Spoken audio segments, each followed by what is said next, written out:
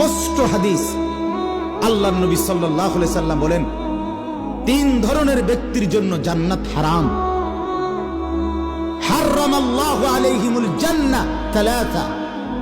3 ধরনের ব্যক্তি নবীজি বলছেন। 1 নাম্বার হলো মুদমিনু খাম, নেশাখোর, মদখোর, মদ পান করে যে নেশা করে, এই নেশাখোর জানোয়ার,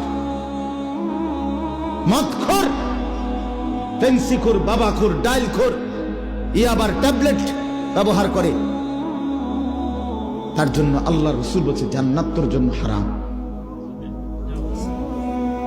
2 নাম্বার আকুল ওয়ালিদাইন, পিতা মাতার নাফরমান, মা বাবারে কষ্ট দেয় যে, মা বাবার উপরে জুলুম করে যে, মা বাবার অবাধ্য যে, তার জন্য জান্নাত হারাম।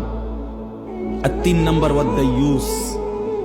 এখন প্রশ্ন হইল, দাইয়ুসের জন্য আল্লাহ রাসূল বলছে জান্নাত হারাম।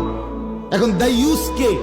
খোদার কসম আমার ব্যাখ্যার দরকার নাই, আমার কথা না, রাগ হওয়ার কোনো সুযোগ নাই। আল্লাহ রাসূল বলছেন সাল্লাল্লাহু আলাইহি ওয়াসাল্লাম, আল্লাযী ওয়াদাইয়ুস আল্লাযী ইউকিররু আহলাহু আল খুবুস।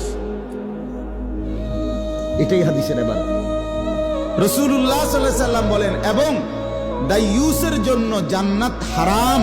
আর দাইয়ুস বলে যে তার পরিবারের স্ত্রী সন্তানের জন্য গুনাহ, নাফরমানি, খাবাসাত, জঘন্যতা, অশ্লীলতা, বেহায়াপনা, অসভ্যতাকে স্বীকৃতি দেয়, মেনে নেয়, তারে বলে দাইয়ুস, তার জন্য জান্নাত হারাম।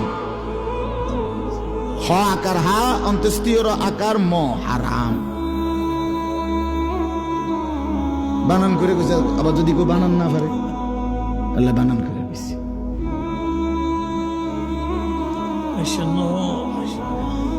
বলে জবাব দেন আপনারা। ঘরে 10 বছর ধরে টেলিভিশন চলে, আপনার কলিজার মধ্যে কোনো নড়াচড়া নাই, আপনি এটারে কিছুই মনে করেন না। কিতা ঘটনা কিতা? হ্যাঁ, আপনি কি ভাবতেছেন? জান্নাত মামুর বাড়ি মনে করে ফেলছেন? এটা হাসরের মাঠ, এটা নানার বাড়ি, শ্বশুর বাড়ি না বাপ।